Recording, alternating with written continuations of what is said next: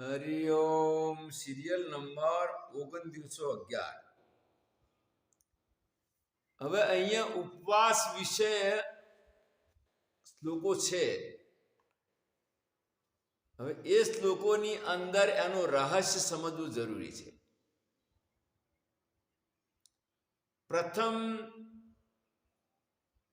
ઉપવાસ વિશે આપણા પુરાણોની અંદર સ્મૃતિઓની અંદર ઉપવાસ કયો છે, અને આયુર્વેદની અંદર અથર્વેદનો જ મંત્ર છે. અથર્વેદનો ઉપવેદ આયુર્વેદ, એમાં પણ પેટના રોગથી પીડિત વ્યક્તિ માટે ગમે એટલી વિશ્વભરની દવા ખાય પણ જ્યાં સુધી પાણીવાળો ઉપવાસ ન કરે ત્યાં સુધી પેટના રોગથી પૂરેપૂરો ઠીક થઈ શકે નહીં. એટલા માટે ચરક સંહિતાની અંદર મહર્ષિ એ મંત્ર લીધો છે કે પ્રથમમ લંઘનમ પ્રોક્તમ. ઉપવાસને લંઘન જ કીધું છે. એમાં કોઈ આહાર લઈ શકાય નહીં, માત્ર પાણી. અને હોમિયોપેથી ફૂડ સપ્લિમેન્ટ કદાચ એ લે તો એ તરત જ ઓગળી જાય છે. જેમ કે પાણીમાં મીઠું છે, ખાંડ છે, પણ એમાં એનર્જી ઝીરો હોય છે. એમાં પોષણ શક્તિ હોતી નથી. એટલે મોટી ઉંમરવાળાને જરૂર છે, નાની ઉંમરના ને. એટલે ઉપવાસની અંદર પ્રથમમ લંઘનમ પ્રોક્તમ વમનમ વિરેચનમ. વમન કદાચ પેટમાં ગેસ થાય ઉપવાસમાં તો એના દ્વારા કુંજલ ક્રિયા એટલે પાણી પીને મોઢાથી કાઢી નાખવું, એને વમન કહેવાય.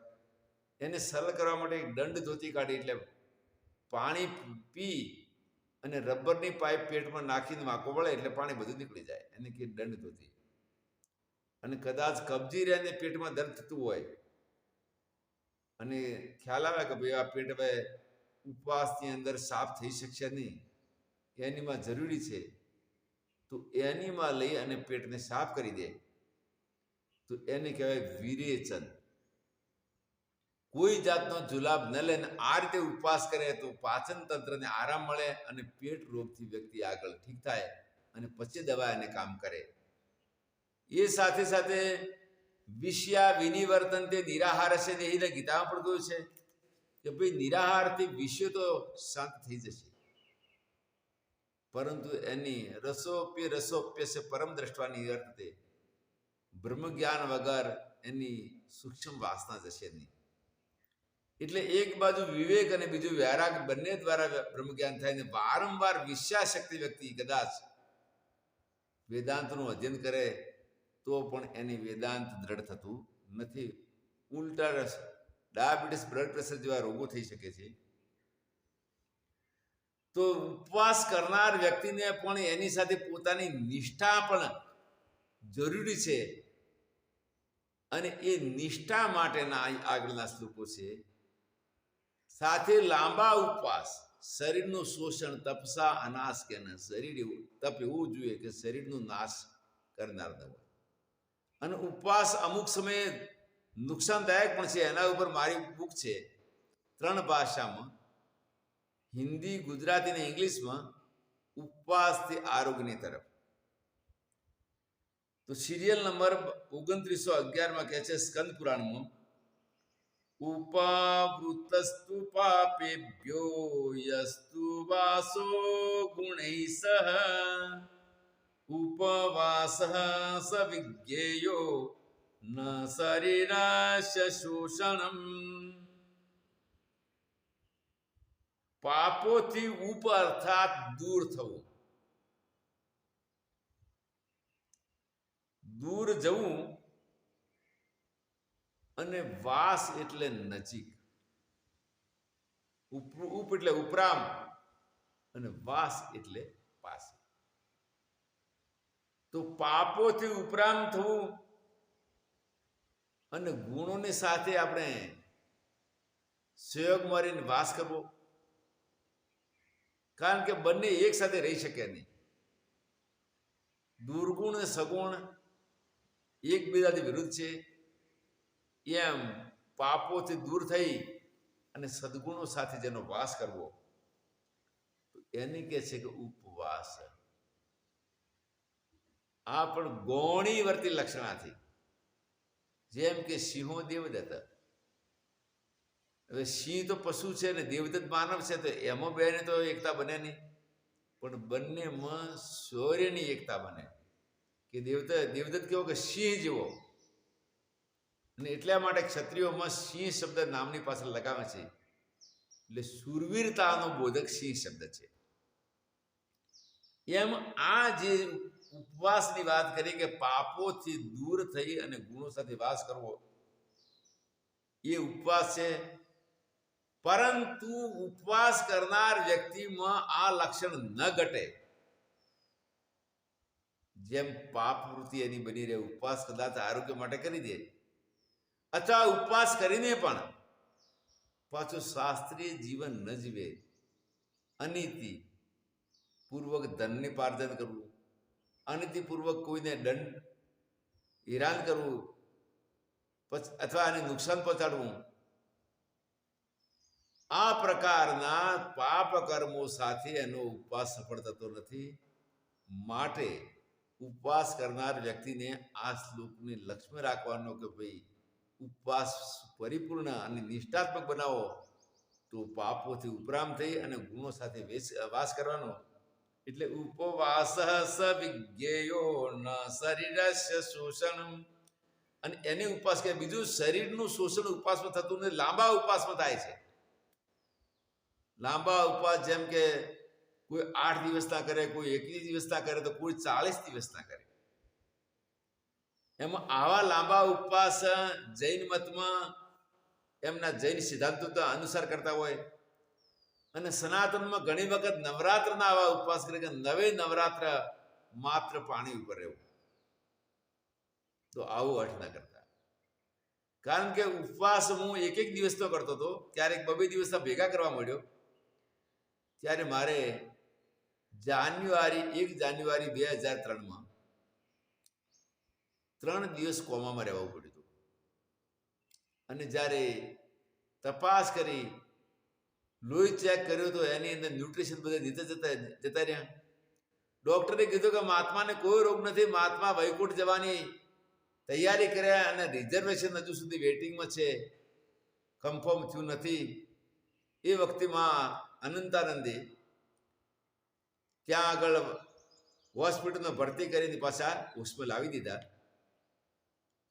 એટલે આ પ્રકારનો ઉપવાસ, લાંબા ઉપવાસ, એ શરીરનું શોષણ છે, શરીરનું નાશક છે. આવા ઉપવાસ કરાય નહીં. સિરિયલ નંબર 2912 વિષ્ણુ તીર્થ સમૃદ્ધિની અંદર કે છે, ગુણેસ્તુ સહયો વાસુ ગત દોષસ્ય માનવઃ ઉપવાસસ્ય વિજ્ઞેયો ન શરીરસ્ય શોષણમ. ગુણેસ્તુ સહયો વાસો. આ પાછળના શ્લોકના અનુસંધાનમાં જ આ શ્લોક છે, પરંતુ પ્રમાણ બીજું છે. ગુણોની સાથે જેનો વાસ થઈ ગયો અને દોષો જેની અંદર જે હતા એ જતા રહ્યા, તો એનો વાસ્તવિક ઉપવાસ થઈ ગયો. તો આને ઉપવાસ કહેવાય. માત્ર શરીરનું શોષણ કરવું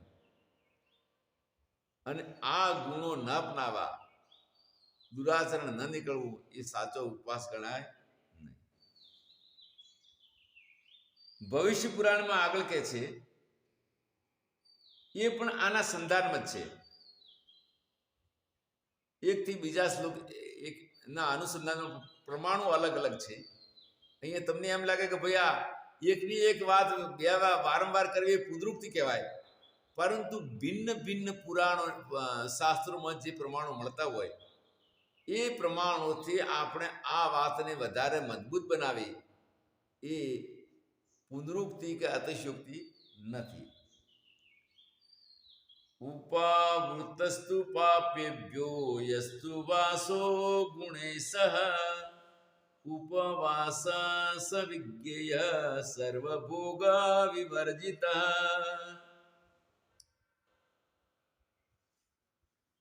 પાપોથી ઉપરામ થઈ જવું અને બધા ભોગોનો ત્યાગ કરવો, ઉપાવર્તસુ પાપે યસ્તો વાસો ગુણય સહ, અને જેનો ગુણો સાથે વાસ છે. ઉપવાસ સવ્યજ્ઞ, અને ખરેખર ઉપવાસ કહેવાય સર્વ ભોગ વિવર્જિત. બીજું આપણે યુક્તાહાર બતાવ્યો ગીતામાં કે યુક્તાહાર કોને કહેવાય.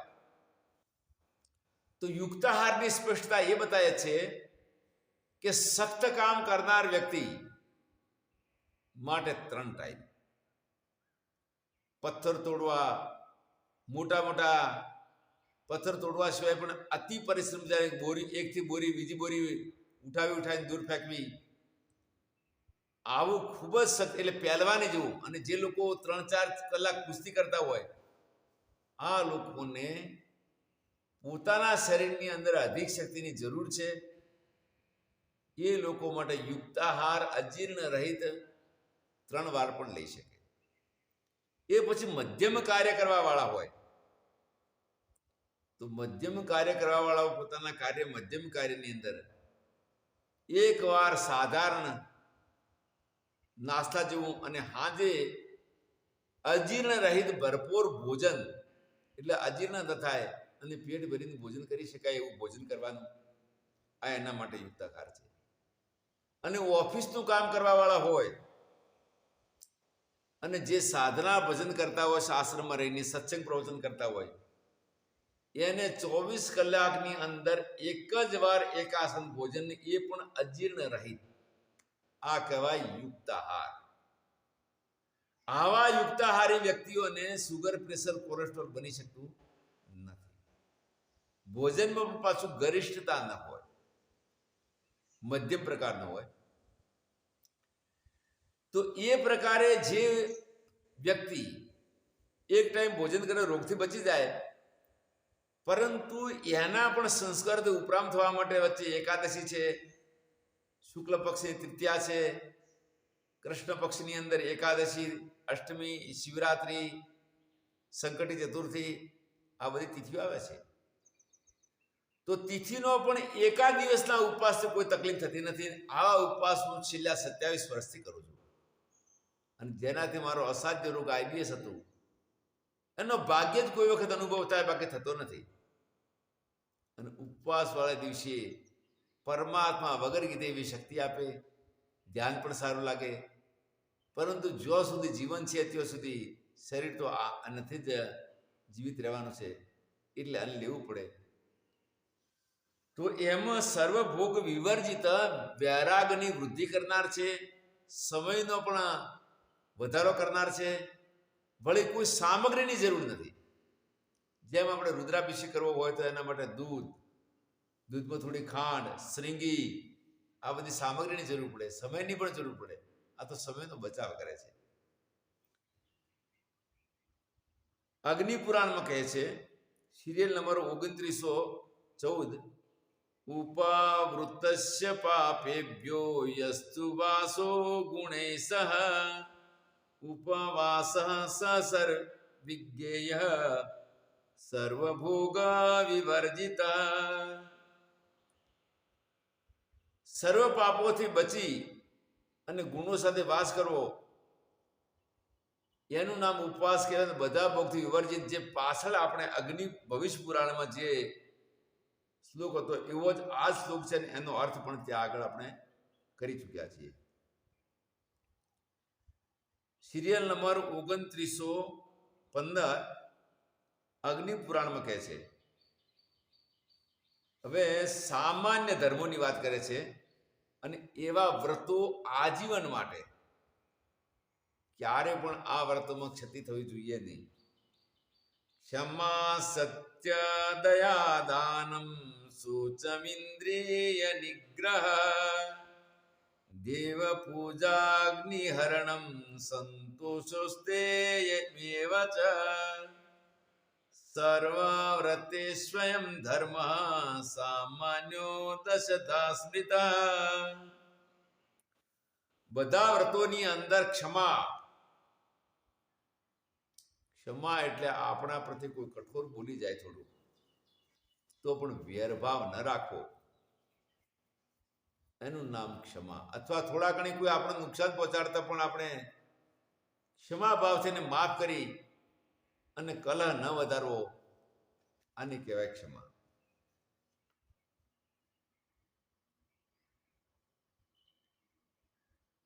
સત્ય એટલે પોતાનું જીવન પૂર્ણ રૂપે મન બુદ્ધિ મન વાણી ને શરીરથી સદાચાર પૂર્ણ અને સત્ય હોવું જોઈએ. દયા એટલે દીન ઉપર દયા કરવી. યથાશક્તિ દાન આપવું, દાનની અંદર ગૃહસ્થ હોય ધનનું દાન કરે અને સંન્યાસી બ્રહ્મચારી વિદ્યાનું દાન કરે, એને દાન કહેવાય. પવિત્રતા સદા માટે શુદ્ધ અને પવિત્રતા રહેવો અંદર બાહ્ય બંને રીતે રૂપે. અને ઇન્દ્રિયોનો સંયમ, ઇન્દ્રિયો નિગ્રહ એટલે સંયમથી ઇન્દ્રિયો નિગ્રહ કરવાથી પોતે સારું ધ્યાન કરી શકે છે. દેવ પૂજા એટલે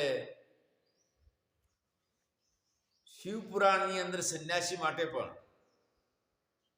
જ્યાં સુધી સ્વરૂપ સ્થિતિ ન થાય ત્યાં સુધી એના માટે 3 દંડમાં દંડની પૂજા, આજે દંડી સ્વામી પ્રતિદિન દંડની પૂજા કરતા હોય છે, એમ ભગવાન શિવની પૂજા, વૈષ્ણવ માટે વિષ્ણુની પૂજા એટલે ઈષ્ટ પૂજા જરૂરી છે. અને ગૃહસ્થ હોય તો એના માટે અગ્નિહોમ, અને બધાના સાથે સંતોષ, પોતાની પાસે જે કંઈ છે એમ એ સંતોષ માને, ક્યારે પણ આકાંક્ષાઓ કરે નહીં. સાથે સાથે ચોરી ન કરવી. સંતોષવાળા વ્યક્તિને ચોરીમાં કોઈ દિવસ પ્રવેશ થાય નહીં. ચોરીનો મતલબ કે એક તો ડાયરેક્ટ જે થોડું ચોરે છે ને દંડની બને છે, જેના ઉપર FIR દર્જ થાય છે, અને એક કોઈ વખત વસ્તુ એના બદલામાં જુદી આપી દે, પૈસા પેલી ના લે, વસ્તુ બીજી આપે. કોઈ વખત ધંધાની અંદર થોડા ઘણું